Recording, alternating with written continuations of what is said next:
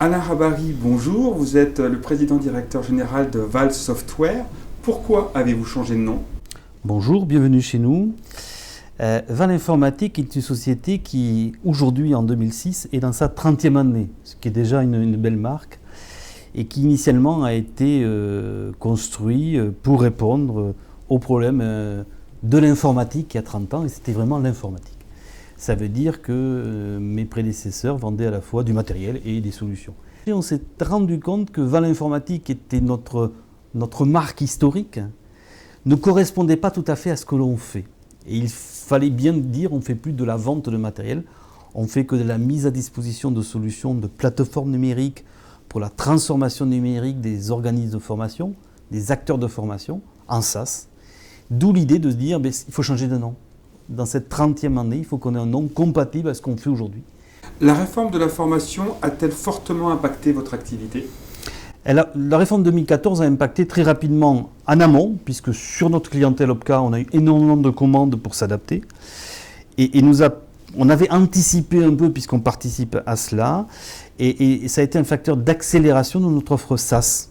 Donc oui, puisque nous avons eu l'année dernière une croissance d'activité à 2 chiffres, on va dépasser les 4,6 millions d'activités, et une croissance de prise de commande x2 par rapport à ce qu'on faisait les années précédentes.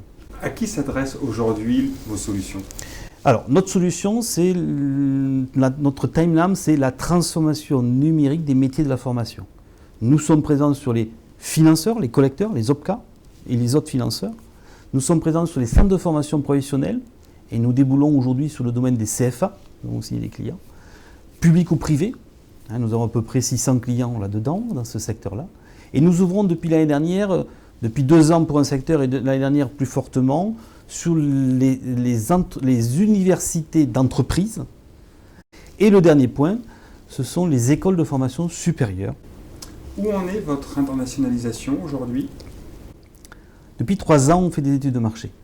Et pour faire simple, qu'on soit dans un pays dit libéral ou un pays dit social-démocrate, on s'aperçoit qu'il y a des problématiques de chômage et d'adaptation de compétences. Donc nous avons recruté une structure export, nous sommes en train de recruter des VIE pour nous installer notamment dans les pays francophones et l'Angleterre.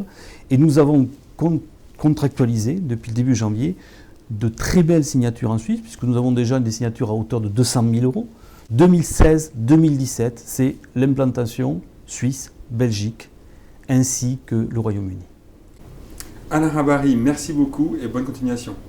Merci à vous.